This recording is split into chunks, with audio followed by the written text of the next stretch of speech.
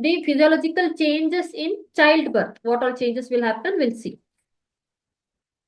What all hormones will be included in these physiological changes?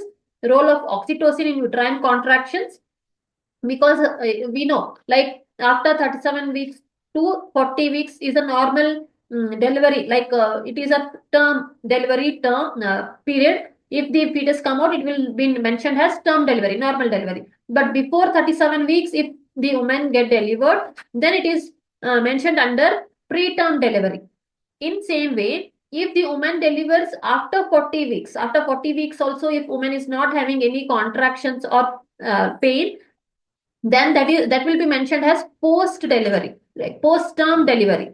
Term means usual normal time. It is a common, like normal time to get a delivery.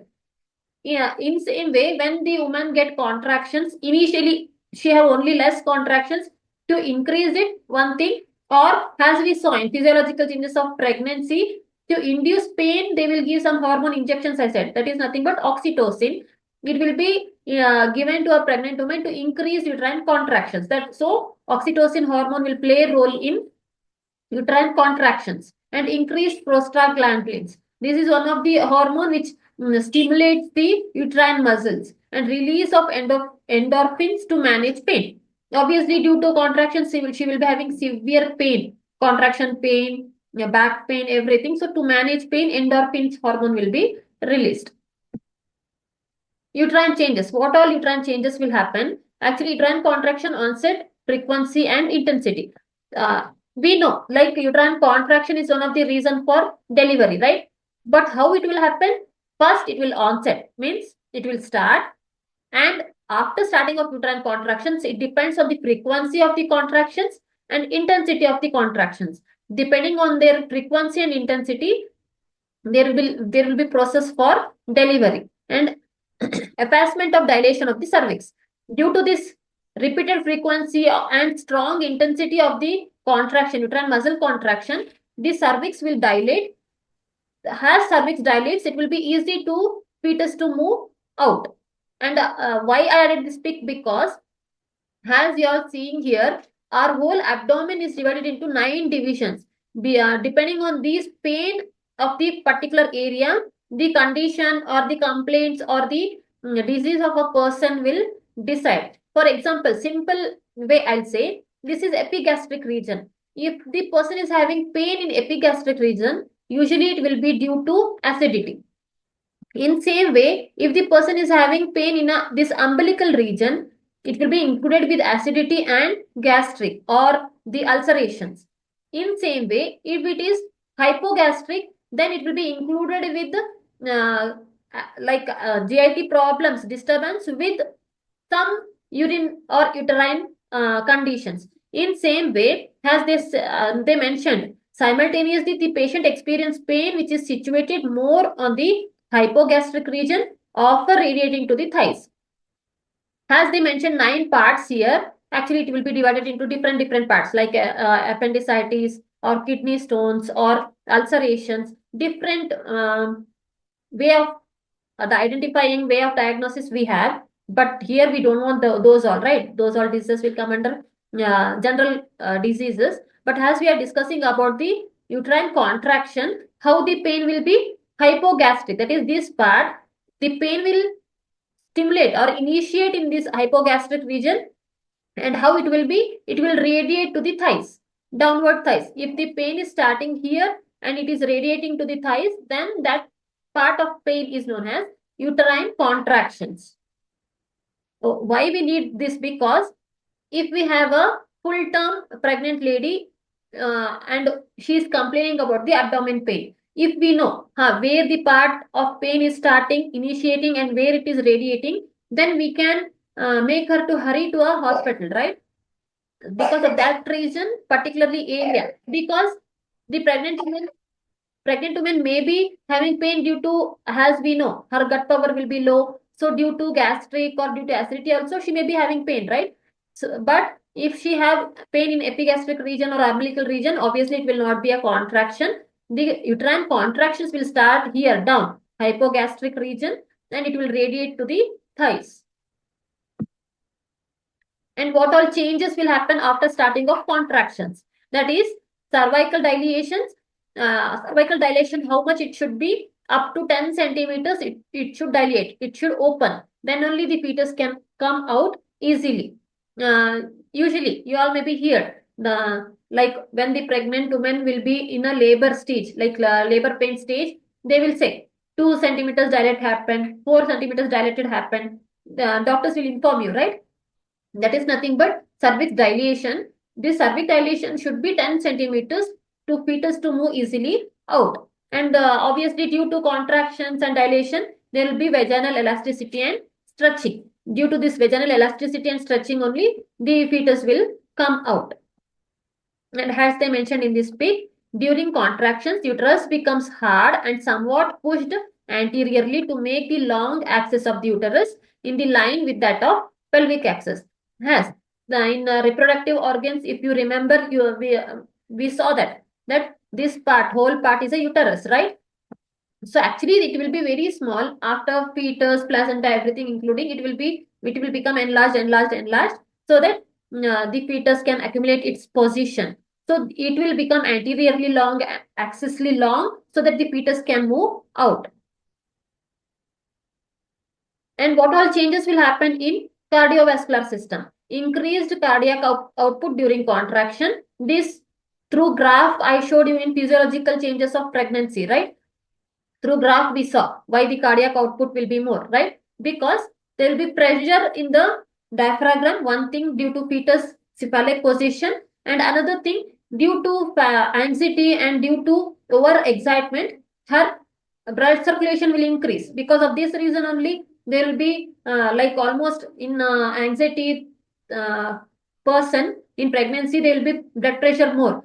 Normally, we will be having 120 by 80 mmHg, but usually in pregnancy, some will be having hypertension, or some will be having hypertension, or some will be having hypotension. That is less than 120 by 80 or more than 120 by 80. So usually it will be due to cardiac output increased and redistribution of blood flow to the uterus. Due to all changes, obviously, whatever blood flow or nutrition flow is going to the placenta or to the fetus through our placenta only, right? So redistribution of blood flow will happen. This during labor, why it will happen is due to contractions. There will be uterine muscles contraction, right? So due to contraction, there will be redistribution of blood flow. Blood loss during delivery. How much blood loss will happen? If it's a normal delivery, approximately 300 to 500 ml of blood will get lost in vaginal birth. Vaginal birth is nothing but normal delivery. In same, if it is a C-section, cesarean section, then approximately 500 ml to 1000 ml blood will get lost. Respiratory changes, what all will happen? Obviously, due to increased output of blood flow, increased oxygen consumption should they want, and hyperventilation during active labor.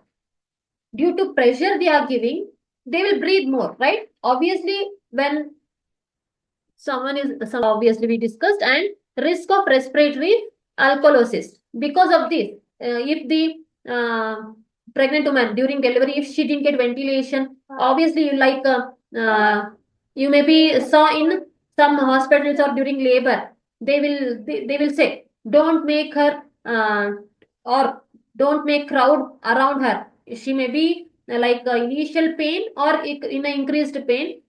For attenders, they will advise, don't make crowd around her.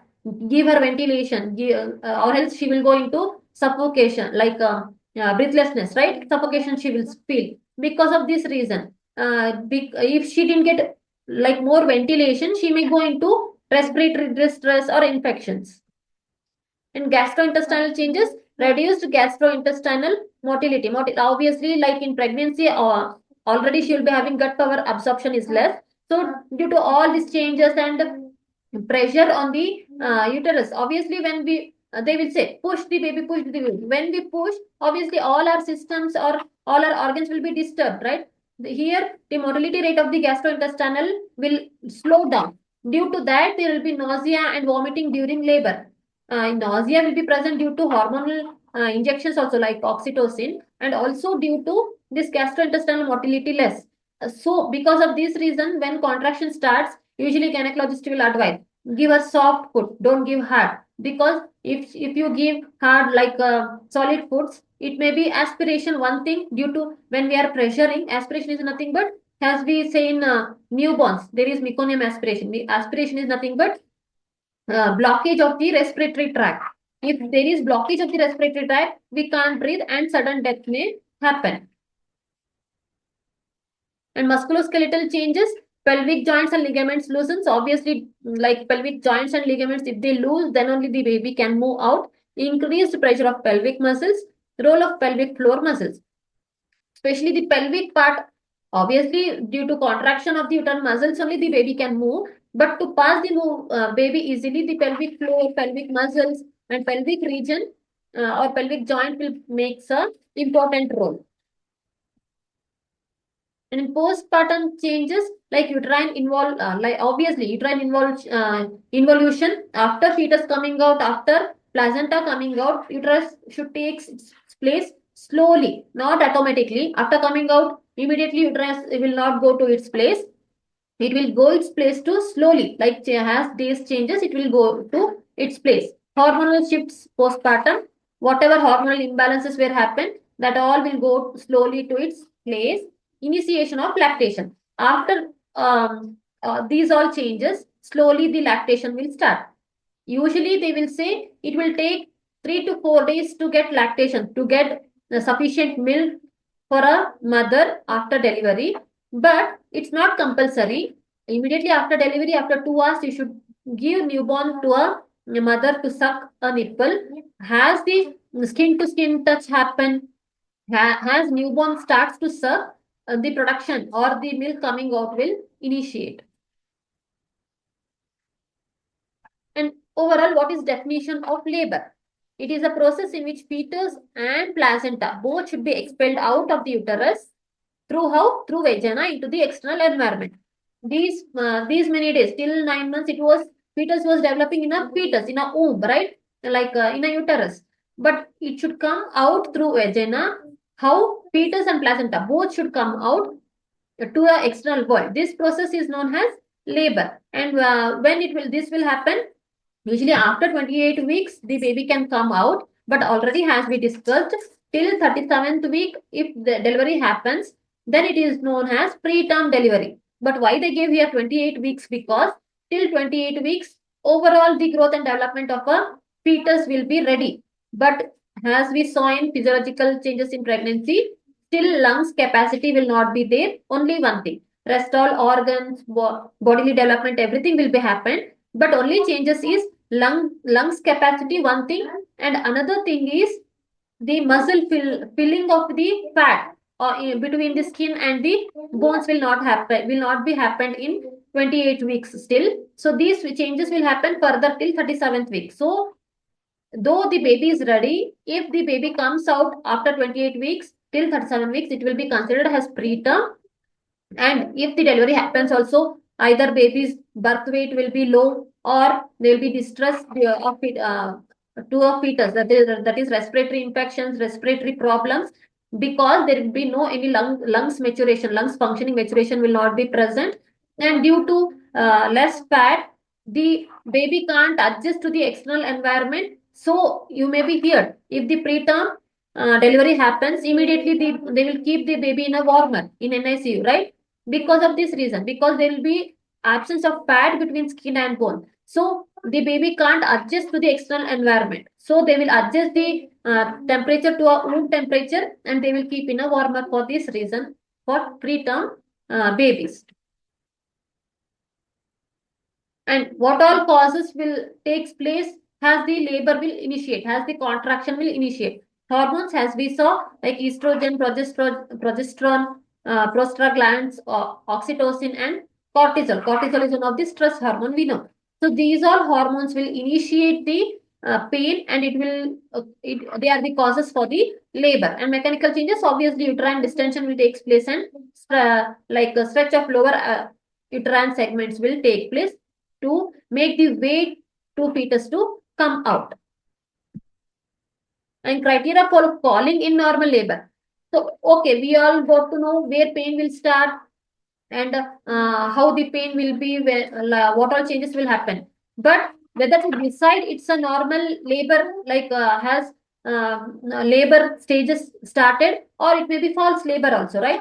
So when we can call it as a normal labor pain started, spontaneous expulsion of a single, obviously we got to know 37 after completion of 37 weeks, if the pain starts or if the fetus come out, it is known as normal labor, presented by vertex or through the birth canal.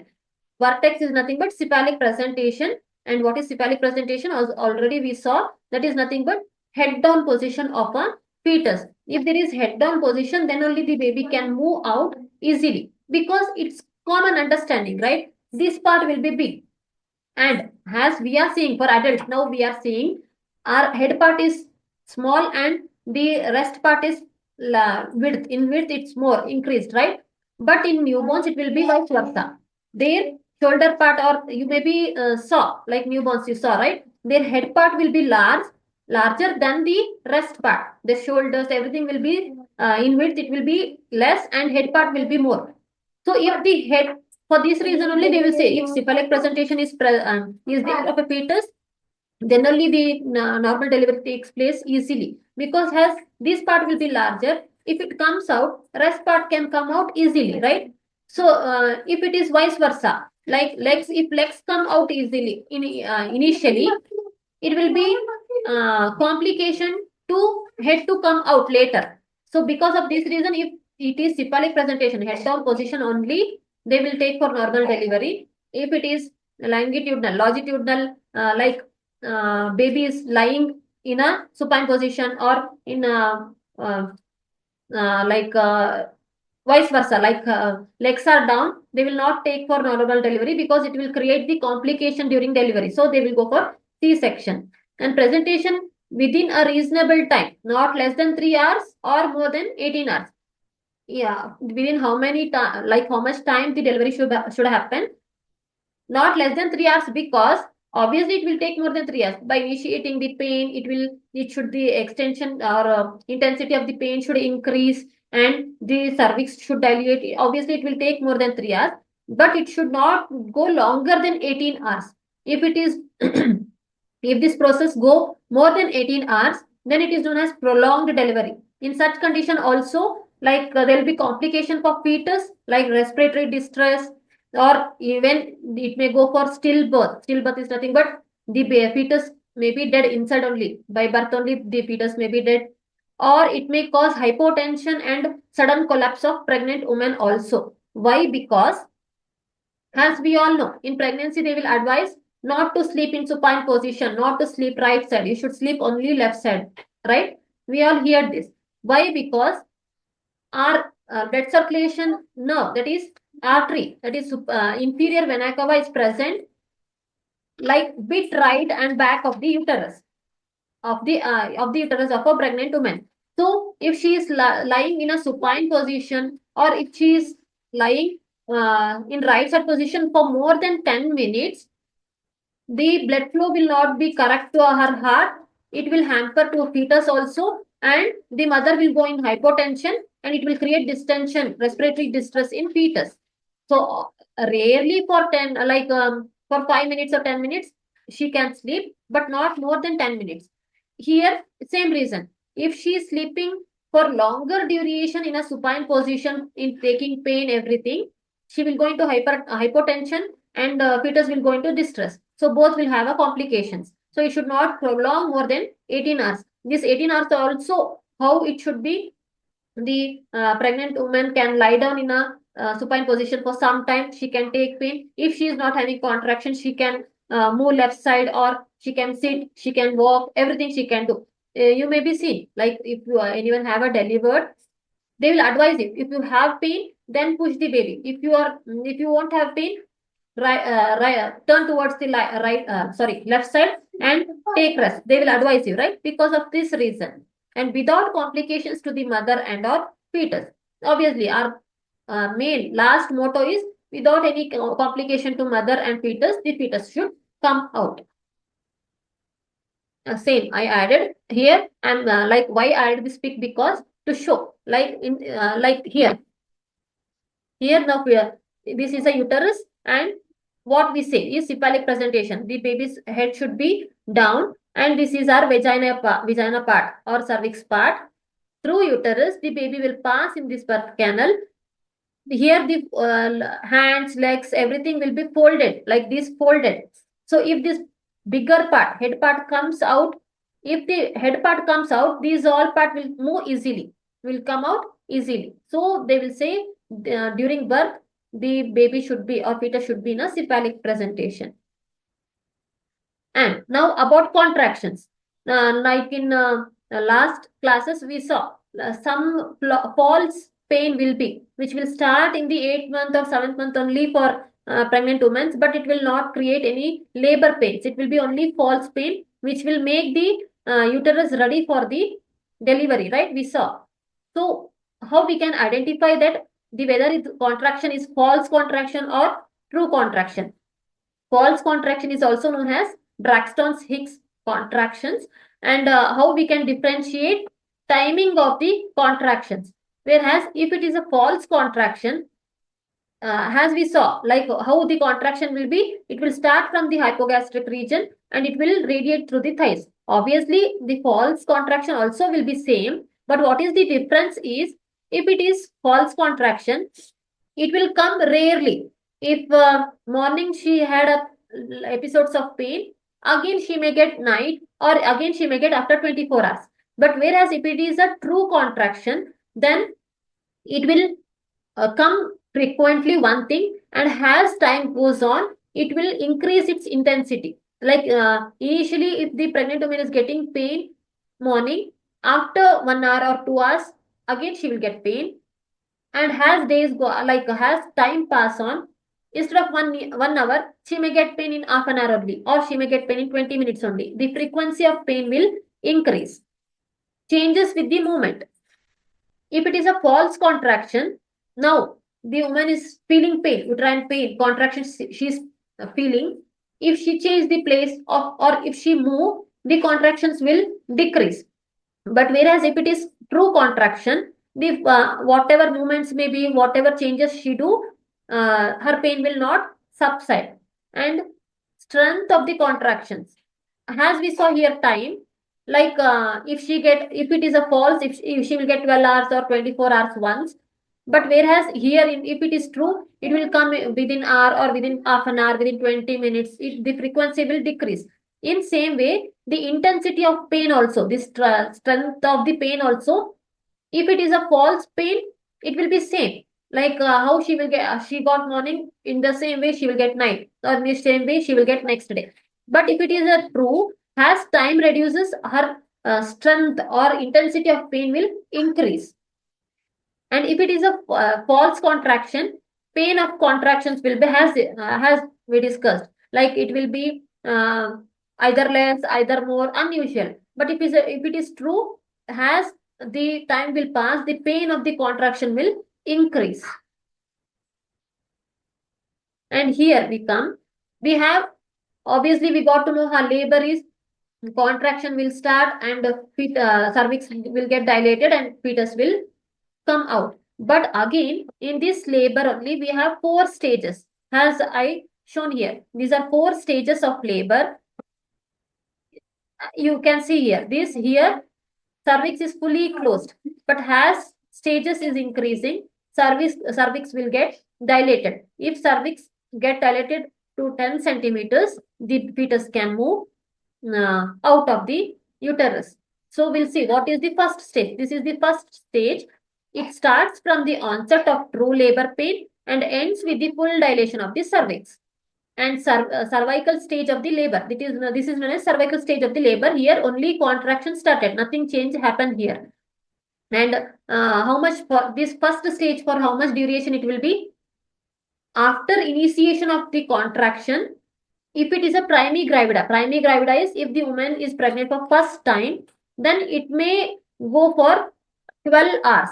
After initiation of first contraction pain, it may take, not compulsorily, some may take 12 hours, some may get delivered in 6 hours only, some may get delivered in 8 hours only, it varies. But approximately it will be for 12 hours if she is pregnant for first time.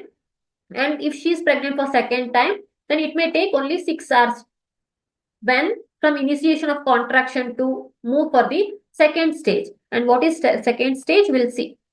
It starts from the full dilation of the cervix and ends with the expulsion of fetus from the birth canal.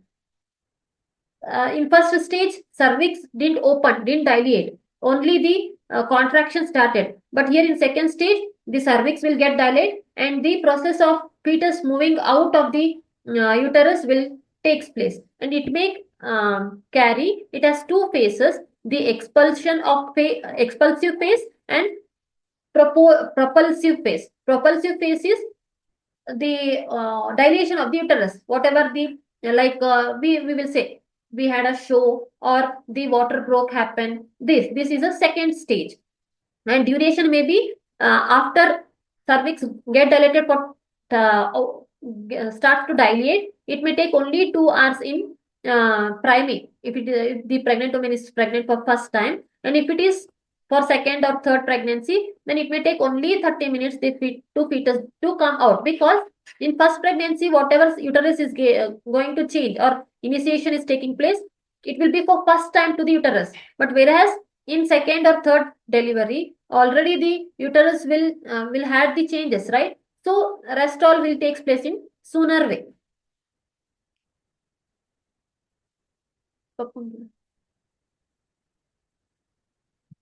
And we'll move on to the third stage. It begins after expulsion of the fetus and ends with the expulsion of the placenta and membranes.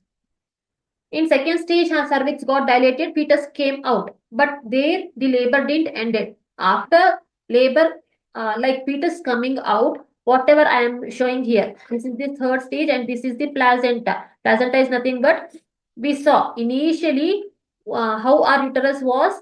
Uterus will have the endometrium layer which will form every month after ovulation, and this gets thickened during PMS, like premenstrual cycle. It will be thick layer on the inside layer of the uterus, and if there is conceived, this will become bed to a fetus and implantation will take place in this layer. If there is no any conceived for normal like routine girls, or if they are not planning for baby, this layer will shed in the cycle, has a bleeding. We saw this, right? Initial knowledge. That same layer, it will become a whole bed. Actually, she is pregnant, the fetus got implanted in that layer. But whatever the other physiological changes are there, it will be going, right? Formation of the, except menstrual bleeding. There will not be bleeding, because that same bleeding, whatever was happening, it became bed to a, or womb or home to a fetus. All 9 months we didn't have bleeding. All that 9 months will be accumulated in our uterus, right? That will form a placenta. In this placenta only, it will be bed like posture to cover a fetus, to make the fetus without any injury, to keep it safe. So after fetus coming out, especially this placenta should come out compulsorily. So this coming out of placenta and other membranes is the third stage of the labor, and it will take hardly 10 to 15 minutes after fetus coming out. So some immediately after fetus coming out, it will come out, but approximately it may take 15 minutes to come out after fetus coming out of a uterus. If it didn't come out also, the gynecologist should initiate any instrument or even hands for some time, and they should take it out, or else the pregnant, like a woman, may go into complication. And our last stage is nothing but observation. Here our fetus and mother all both are normal now. Newborn came into mother's hand without any complication. If she is stable, it is the stage of observation for at least 1 hour after expulsion of the fetus, that nothing but after birth. And during this period, general condition of the patient and the behavior of the uterus are to be carefully monitored. After both becoming stable, after labor also, for 1 to 2 hours, the woman will be in observation to see any changes in woman either, or any changes in fetus, newborn. Now it's not a fetus. After coming out, it will be a newborn baby. So after coming out, the baby will be observed for 1 to 2 hours. So this 1 to 2 hours, is a observation period. Within this 2 hours, if the baby is taking feed, we should initiate breastfeeding. If the baby took feed and baby passed like a meconium, the first stool of the baby is known as meconium. It should pass within 24 hours after birth. Usually within 12 hours it will be passed. And urine output after baby coming out, the urine should be passed within 24 hours. So if these all passed and baby is stable, then in normal delivery, usually next day or after 24 hours, they will discharge the patient with newborn and mother. But in C-section, has the stitches will happen, and later after stitches the complication may happen. So usually 5 to 7 days they will admit the newborn and mother, and they will discharge. So here this all was the process, how what all changes will happen in pregnant women after initiation of contraction from 37th week, and how the baby will come out. So if you have any doubts, we can discuss.